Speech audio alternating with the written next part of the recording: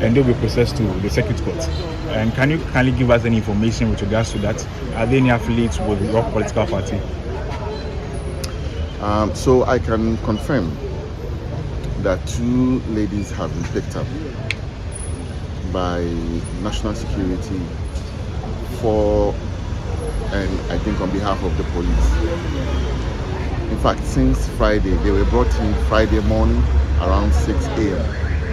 unbeknownst to us and everybody.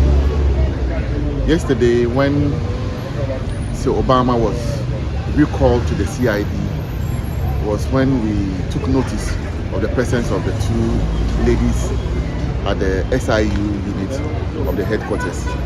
And we inquired, and it was also related to TikTok videos in the same manner that relates to Fanti, and Yaira and Co. So we inquired, and the same explanation was given us that they had gone on TikTok to make some disparaging remarks towards His Excellency the President.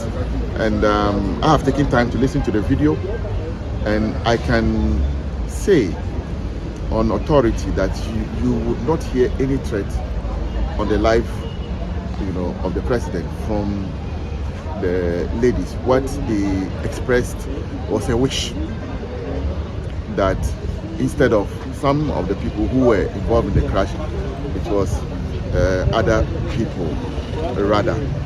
Regrettable, but which does not constitute crime. We can decry language and all that, but we are saying that it is wrong, the approach being used.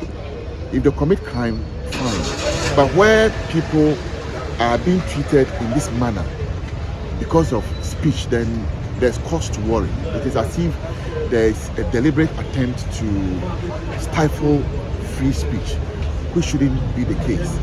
We agree there must be modicum of respect in societal commentary, but we are all in this country. We live in this country. We have lived in this country. We have heard things being said. All of a sudden, the beneficiary of distasteful speech cannot take even a pinch of it.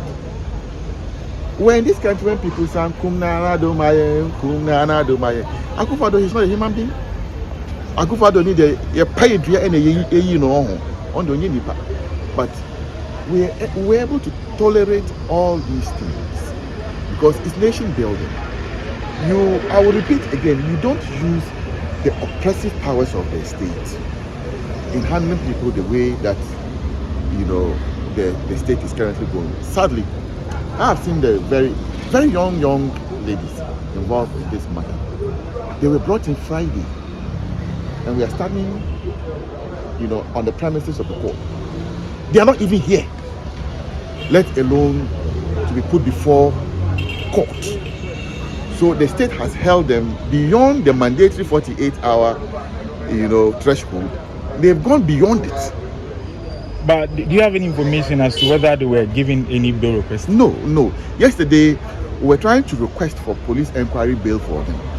The police refused, that they were going to put them before court this morning. We have been here since morning, and the police they are yet to even get here with the suspects. Do you know their whereabouts? I don't know which particular, cell they took them, but yesterday they said they were going to put them on remand, and they did. I was around when the police escorted the ladies out, so they gave them a place.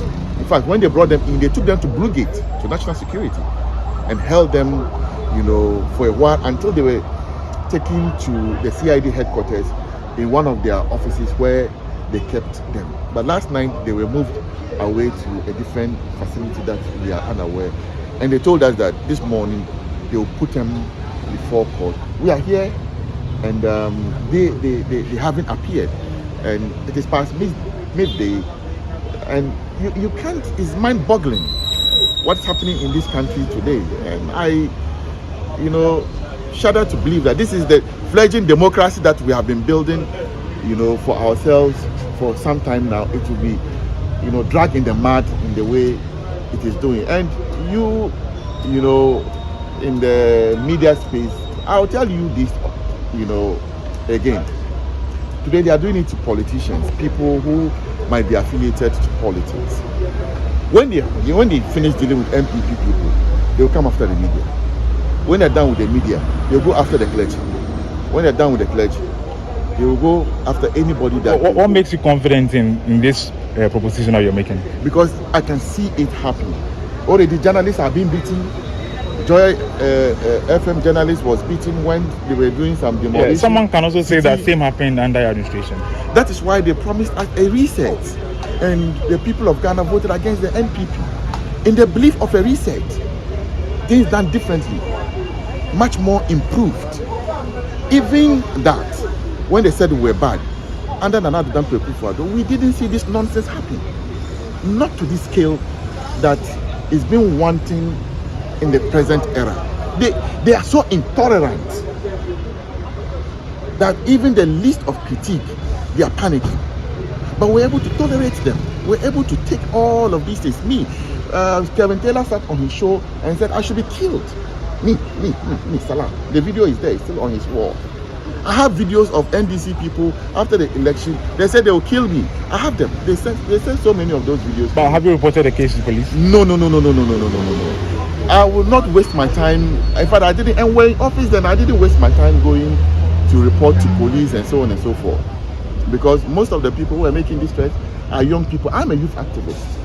I'm a young person. I don't think that the thing I want to do is to go and report my young, fellow colleagues, young people, that they should go and arrest them and go and lock them. I don't think I'll feel happy in seeing my colleagues being treated in the manner that people are doing today. That's why I didn't bother reporting these cases. But they are there. I've suffered it. But we all took it. The president, the former vice president, minister, were in this country when Birago was killed, even though the man was alive. A lot of things written about people. All of that was taken in good stride. What has changed today? What has changed? But as a party official, do you find it concerning that the youth in your party are currently being arrested for, let me say, the similar issue? Yes, I'm concerned. That's why I'm here. That's why I followed the case for a week now. I've been involved in almost all the cases. I will stand up for any of my party. I will. When we come out, we can have a different conversation on the approach, on how to safely navigate our ways on social media, how to do our politics on social media. That we can have a conversation on. But to the extent that we are going to leave them for the state to oppress them, no. Yesterday, when I noticed their presence, when it was brought to my attention, I quickly called lawyers to come in to stand for them. And today, myself and the lawyers are all here. But they are yet to bring them. And if, at the end of the day, they do not bring them before court, I'll organize a press conference and let the country know that this is what is going on. Gross abuse of human rights. Complete disrespect to fundamental, human rights, rule of law, and anything,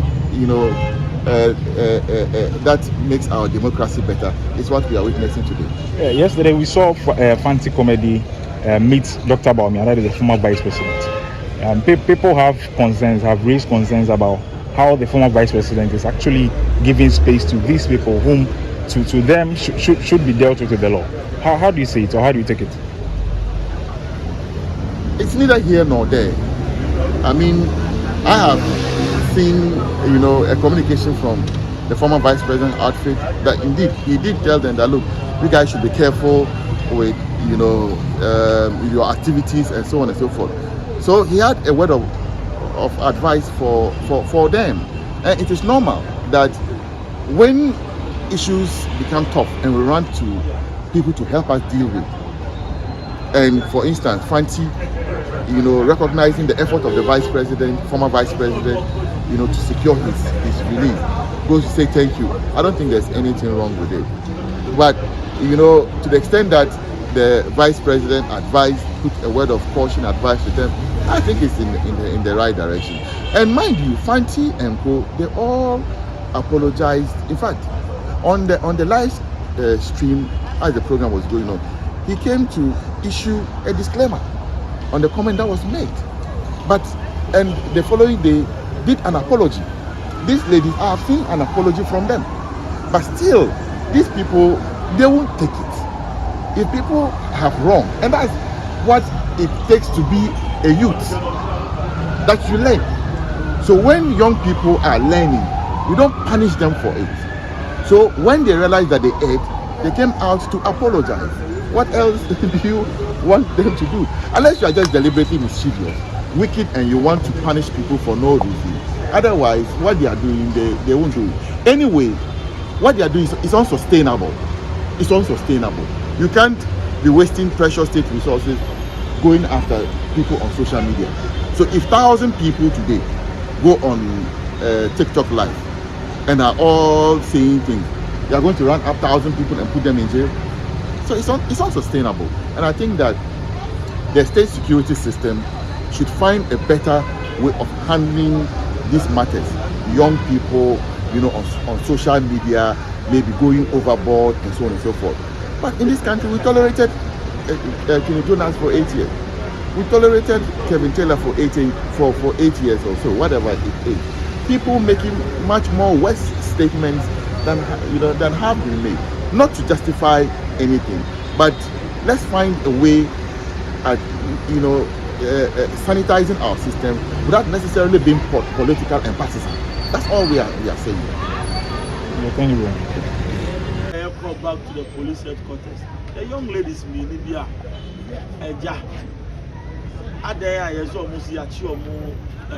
almost TikTok Casa almost since last week Friday. Police headquarters, which I think is very bad. It's not fair now. Almost all the neighbor can go police station. Almost all the neighbor. I bet you have still your own question. But no honorable. What did they say? How are they? A temporary and you're permanent. I mean, say, now me are Duah.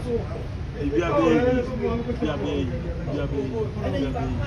If you are one more time, you are bad. You say don't have a court. You are saying me. So the Nisa, I got car judge now. Now, the amount of people, and I